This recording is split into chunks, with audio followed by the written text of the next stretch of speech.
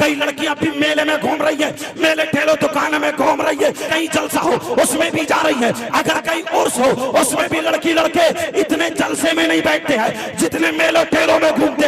मैं इस बाप से पूछना चाहता हूँ, क्या कभी तुमने सोचा, नबी फरमाते हैं अगर जिसकी बेटियां आवारा घूम रही हो, जिसकी बेटियां बेपर्दा घूम रही हो, जिसकी बेटियां फैशनीले कपड़े पहन रही हो, जिसकी बेटियां मोबाइल पे दूसरे लड़कों से बातें कर रही हो, वो माँ बाप दयूस है। रसूल सल्लल्लाहु ताला अलैहि वसल्लम इरशाद फरमाते हैं खम्सुन मिनल इबादा क़िल्लतुत तआम वल क़ुऊद फिल मस्जिद वन नज़्रु इलल काबा वन नज़्रु इलल मुसहफ वन नज़्रु इलल आलिम। नबी फरमाते हैं 5 चीजें इबादत में से हैं।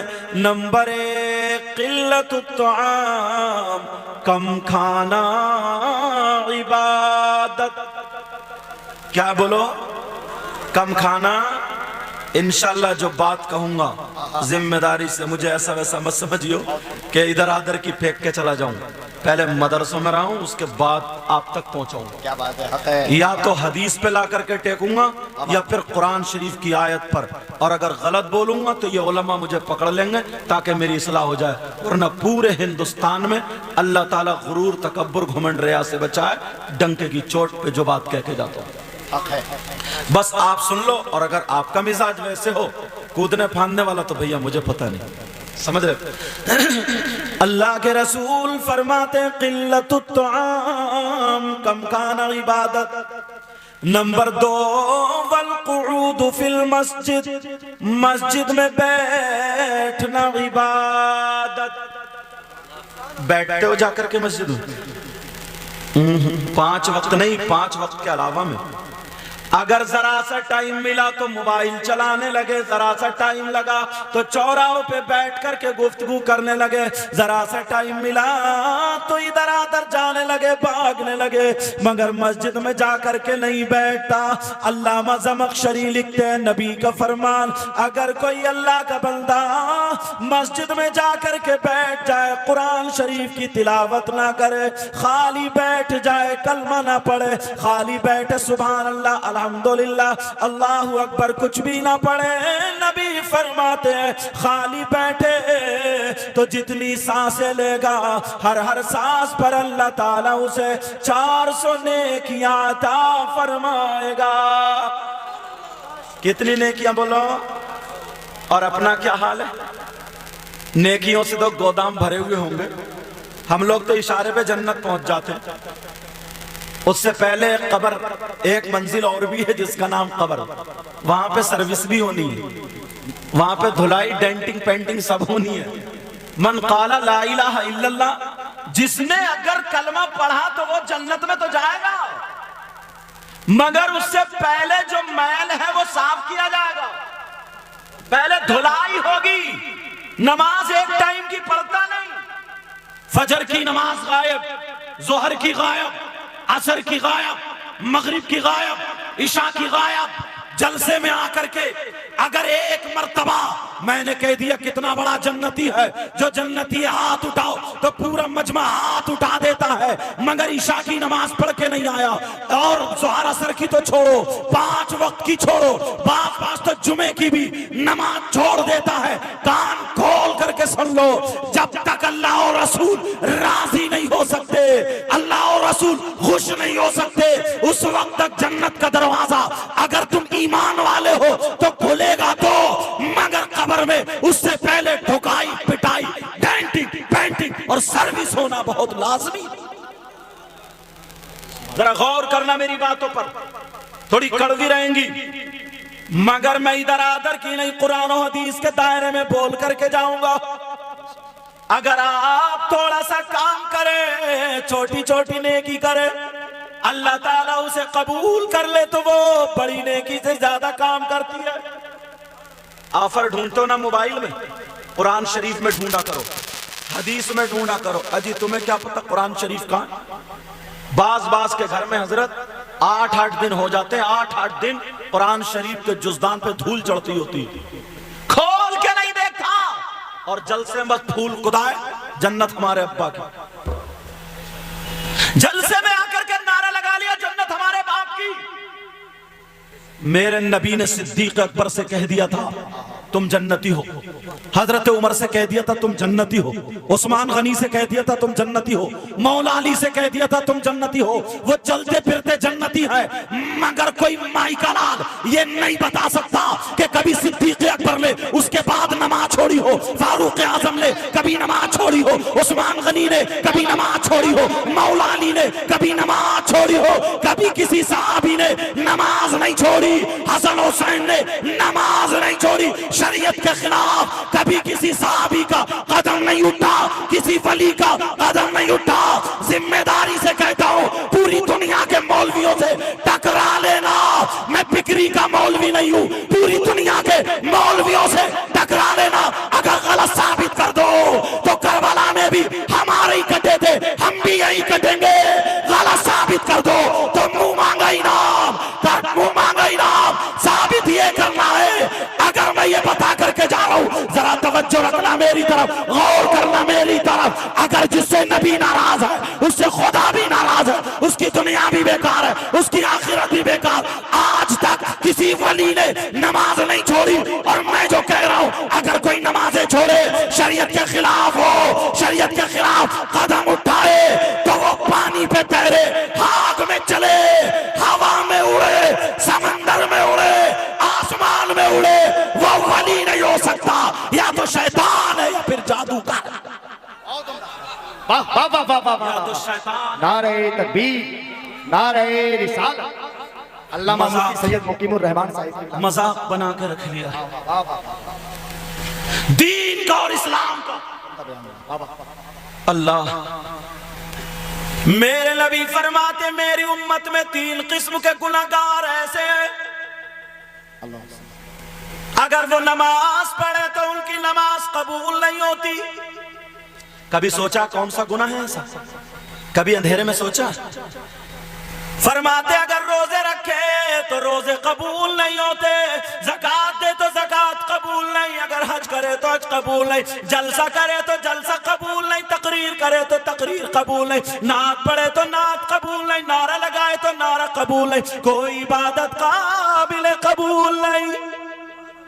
कितने गुनाहगार है बोलो? 3 किस्म का। अगर इजाजत हो तो खोलूं? कहीं ऐसा तो नहीं है हम भी वही हो, हम नारे लगा रहे हैं और अपने गिरेबान में झांक के देख नहीं रहे? मेरी बात अगर हो तो गलत हो सकती है, इनकी हो तो गलत हो सकती है, मगर नबी की बात गलत नहीं। हदीस भी पढ़ दूं ताकि बात पक्की हो जाए। नबी फरमाते काला काला रसूलुल्लाह सल्लल्लाहु ताला अलैहि वसल्लम, ला यक़बलुल्लाहु अज़्ज़ा वजल सर्फ़न वला अदला, आक़ु व मल्लान व मुकज़्ज़िबुन बिक़द्र। नबी फरमाते हैं मेरी उम्मत के 3 गुनाहगार ऐसे हैं जिनकी कोई इबादत काबिल कबूल नहीं, चाहे वो मौलाना हो, मुफ्ती साहब हो, मैं हूं या आप हो। अगर इस शिकंजे में आ गया तो गया। नबी फरमाते उसकी कोई इबादत, और पूरी दुनिया की बात गलत हो सकती है मगर मेरे नबी की बात गलत नहीं हो सकती। बोलो बोलो, नबी की बात गलत नहीं हो सकती। आप सोच रहे होगे यार कितना बड़ा गुनाहगार ऐसा होगा कि वो गुनाह कर ले। कौन सा गुनाह ऐसा है कि वो गुनाह कर ले फिर नमाज पढ़े तो नमाज कबूल नहीं, रोजा रखे तो रोजा कबूल नहीं, ज़कात दे तो ज़कात कबूल नहीं, हज करे तो हज कबूल। कौन सा ऐसा गुनाह? सोच रहे होगे शराब पीने वाला होगा? नहीं। सोच रहे होगे चोरी करने वाला होगा? नहीं। सोच रहे हो किसी को कत्ल करने वाला होगा? नहीं। फिर कौन सा? कम से कम 20% लोग हम में हैं। कितने परसेंट है बोलो? अल्लाह। लेकिन टटोलो तो, ढूंढो तो, तलाशो तो। अब किससे पूछोगे? किसी मौलाना से पूछोगे तो उसकी गलत हो सकती है, मगर नबी से पूछो, आका से पूछो। आका फरमाते नंबर 1 दिल की तख्ती पे नोट करके ले जाना, सारे गुनाह एक तरफ मगर ये गुनाह कभी मत करना। नबी फरमाते हैं नंबर 1 जिसकी नमाजें कबूल नहीं, रोजे कबूल नहीं, कोई चीज कबूल नहीं। नबी फरमाते कौन है वो सुनो, अला कुल वालिदै, वो कोई और नहीं है। आप समझ रहे होंगे पता नहीं कौन सा गुनाहगार है, वो सिर्फ वो है जो अपनी माँ को सताता है, अपने बाप को सताता है, जो माँ बाप का कहना नहीं मानता, जो माँ बाप को तकलीफ देता है। एक मर्तबा तुम्हें नमाज तो पढ़ते हो, मगर उससे पहले ये देखना पड़ेगा कहीं हमारे माँ बाप तो नाराज नहीं है, हमारे हाथ तो चूमते हो, ये देखना पड़ेगा कहीं माँ बाप तो नाराज नहीं है। ये कोई मौलाना का बयान नहीं है, ये नबी का फरमान है। अगर जिसके माँ बाप नाराज है, उसका नबी भी नाराज, उसका खुदा भी नाराज। और मैं ये कहता हूँ अगर जिसके माँ बाप नाराज, उसका नबी नाराज, उसका खुदा नाराज, तो वो कितनी नमाजें पढ़े, कितनी जलसे करे, कितनी तकरीरें करे, कितनी नाते पढ़े, अगर माँ बाप नाराज, नबी नाराज, खुदा नाराज, तो वो खाने काबा में अगर खिलाफ पकड़ के चूम चूम के मर जाए तब भी वो बेकार, उसकी दुनिया भी बेकार, उसकी आखिरत भी बेकार। अगर कामयाब बनाना है तो पहली सीढ़ी है कि माँ बाप को अपने राजी करना।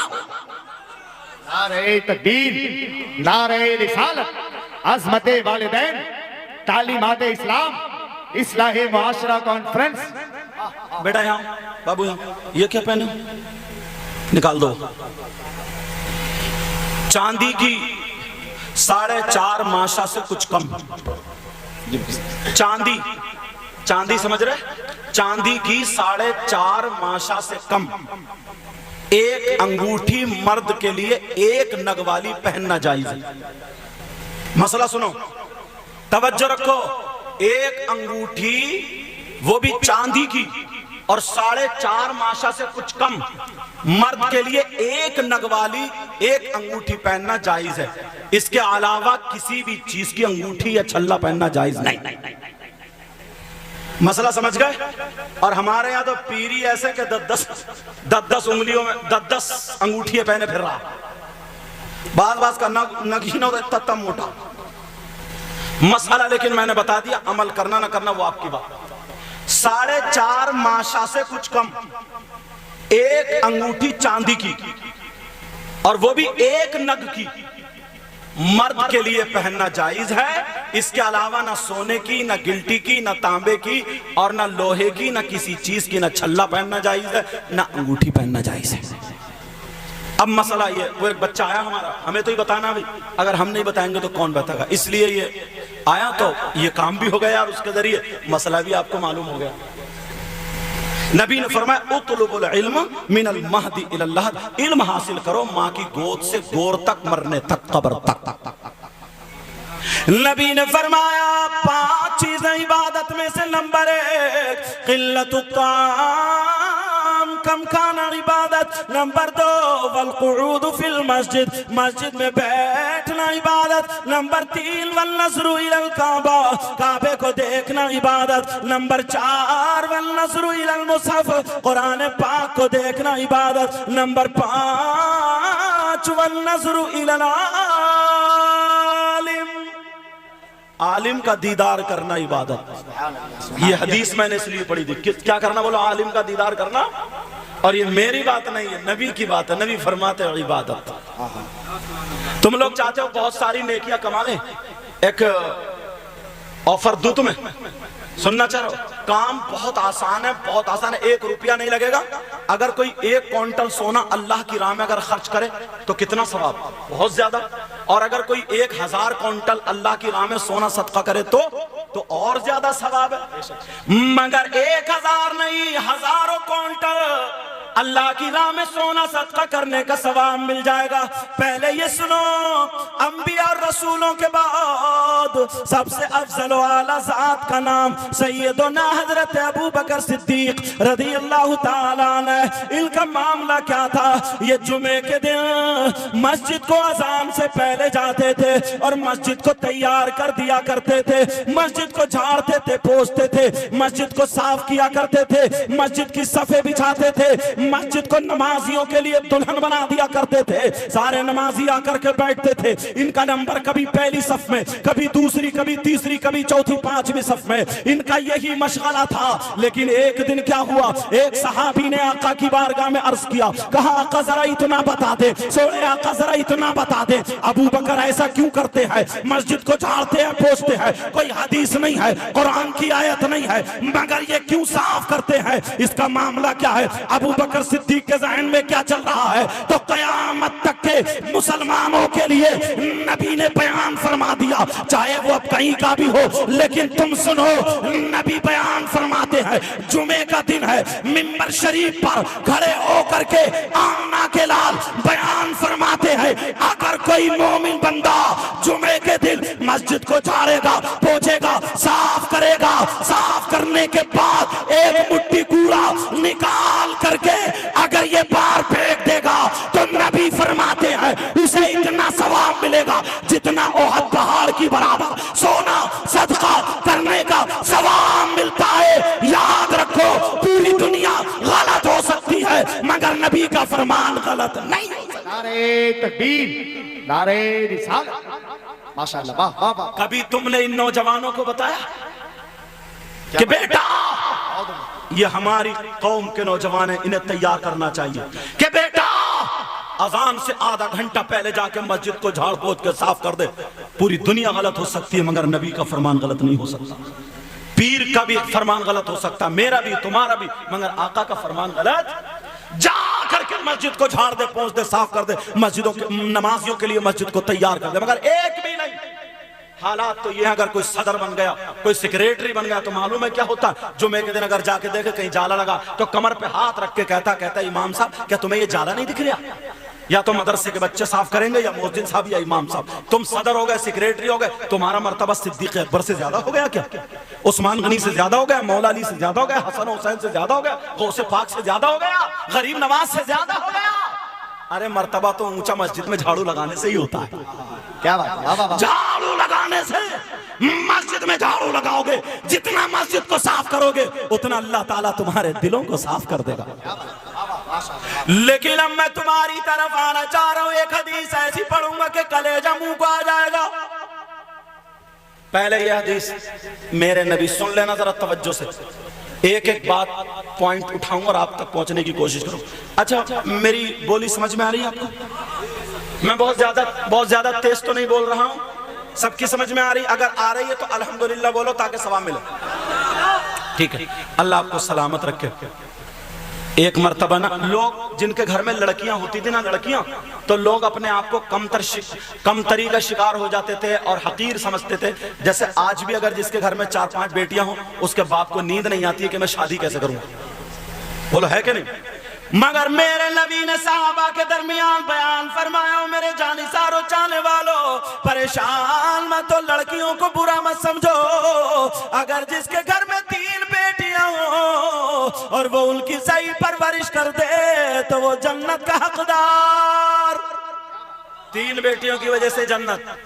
अब फिर एक सहाबी खड़े हुए, आका अगर जिसकी 2 हो तो नबी ने फरमाया उनकी भी सही परवरिश कर दे तब भी जन्नत का हकदार। एक सहाबी खड़े हुए, आका अगर जिसकी 1 हो तो नबी ने फरमाया सही परवरिश कर दे तो वो भी जन्नत का हकदार। अब ये बताना ये था बेटियों की वजह से कहां जा रहा है, बोलो जन्नत का हकदार बन रहा, मगर कब?